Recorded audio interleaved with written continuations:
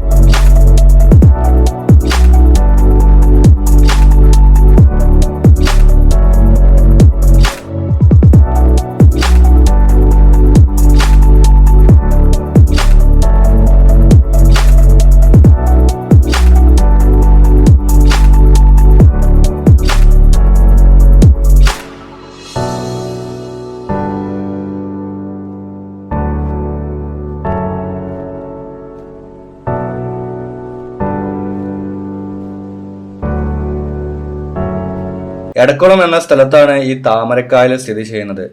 പണ്ട് കാലത്ത് നെൽകൃഷിയായിരുന്ന പാടത്ത് പിന്നീട് കൃഷി നശിച്ചതിന് ശേഷം നാട്ടുകാർ താമരക്കൃഷി തുടങ്ങി എന്നാണ് പറഞ്ഞത്. കുറഞ്ഞ മുതൽ മുടക്കിൽ ധാരാളം സമയം നമുക്ക് ഇതിൽ ലാഭമുണ്ടാക്കാം എന്നുള്ളതാണ് താമരക്കൃഷിയിലേക്ക് ഇവിടുത്തെ കർഷകരെയെല്ലാം ആകർഷിച്ചത്.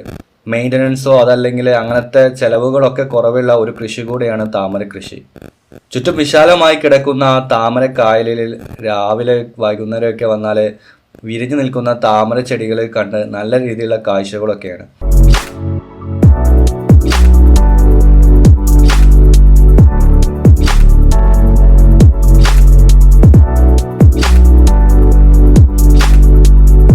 അപ്പോൾ നമ്മളങ്ങനെ താമരപ്പാടത്തിൻ്റെ ഉള്ളിലേക്ക് ചെറിയ തോണിയിൽ പോവുകയാണ്. 2 പേർക്ക് മാത്രം കയറാവുന്ന. ഇവർ രാവിലെയൊക്കെ പോയിട്ട് താമര പറിക്കാൻ പോകുന്ന തോണിയാണ്, ചെറിയ തോണിയാണ്. അപ്പോൾ അതിൽ പോയി നോക്കാം. ഇവിടുത്തെ താമരകളെല്ലാം പറിച്ചിട്ട് ഇവർ ഇവിടെ അടുത്തുള്ള തിരുനാവായ ക്ഷേത്രത്തിലേക്ക് കൊടുക്കുക ചെയ്യുന്നത്.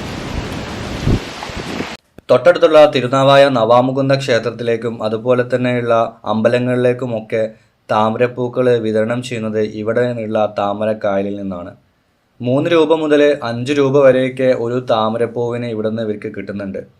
ഏകദേശം 2000-ലധികം താമരപ്പൂക്കൾ രാവിലെയും വൈകുന്നേരവും ഒക്കെ ആയിട്ട് ഇവിടെ നിന്നും ഇവർ തോണിയിലൂടെ പോയി അറുത്ത് അമ്പലത്തിലേക്ക് കൊടുക്കും.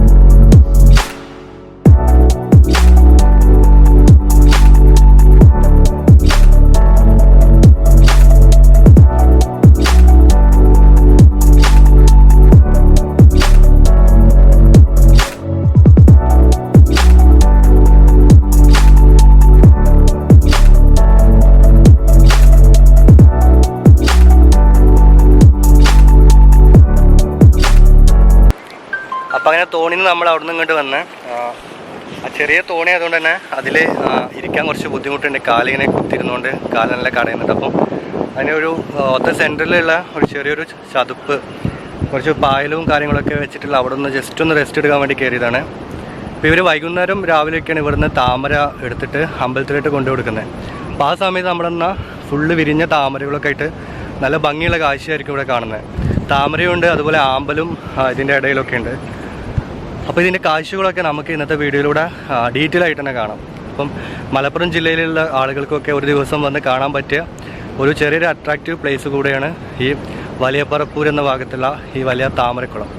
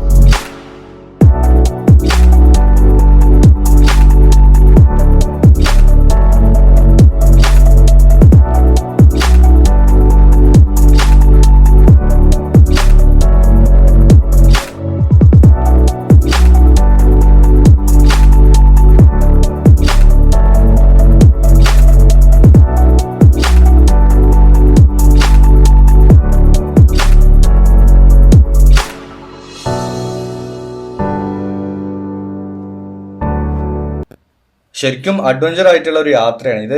യാത്രയ്ക്ക് ഉപയോഗിക്കുന്ന തോണിയല്ല. അത് കണ്ടാൽ തന്നെ നമുക്ക് മനസ്സിലാകും ഇതിൽ ഇരിക്കാനുള്ള ഒരു ഭാഗമില്ല. അതുപോലെ ഇത് മരത്തിന്റെ ഒരു ചെറിയൊരു ഷേപ്പിലില്ല, വെള്ളത്തിൽ പൊങ്ങിക്കിടക്കാൻ രൂപത്തിലെ ഒരു ചെറിയൊരു മരത്തടി. അതിൽ നമ്മൾ ജസ്റ്റ് ഒന്ന് എങ്ങോട്ടെങ്കിലും ഒന്ന് ചെരിഞ്ഞാൽ ആ തോണി മൊത്തത്തിൽ, ഇതിന് തോണിയൊന്നും വിളിക്കാൻ പറ്റും തോന്നുന്നില്ല, ഇത് അങ്ങോട്ടും ഇങ്ങോട്ടും ആടി ഉലഞ്ഞ് നമ്മുടെ ആ താമരക്കായലിലേക്ക് വീഴാനുള്ള ഒരു ചാൻസ് ഒക്കെ ഉണ്ട്. ഈ താമരക്കായലിന് ആഴമൊന്നുമില്ലെങ്കിലും ഇതിൽ ധാരാളം ചേറുകൾ അടിഞ്ഞു കൂടിയിട്ടുണ്ട് ഇതിന് അടിഭാഗത്ത്. അപ്പോൾ നമ്മൾ അതിലേക്ക് വീണ് കഴിഞ്ഞാൽ ചിലപ്പം താന്നു പോകാനുള്ള ചാൻസസ് ഉണ്ട്. അഡ്വഞ്ചർ ആയിട്ടുള്ള ചെറിയൊരു യാത്ര കൂടെയാണ് ഈ ചെറിയ തോണിയിൽ കൂടെ പോകുന്നത്. ഇത് ഇവര് താമരയൊക്കെ ഇറക്കാൻ വേണ്ടി മാത്രം പോകുന്നതാണ്. ഇങ്ങനെ ഇരിക്കുമ്പോൾ കുഴപ്പമില്ല അല്ലേ? പേടിയാണ്.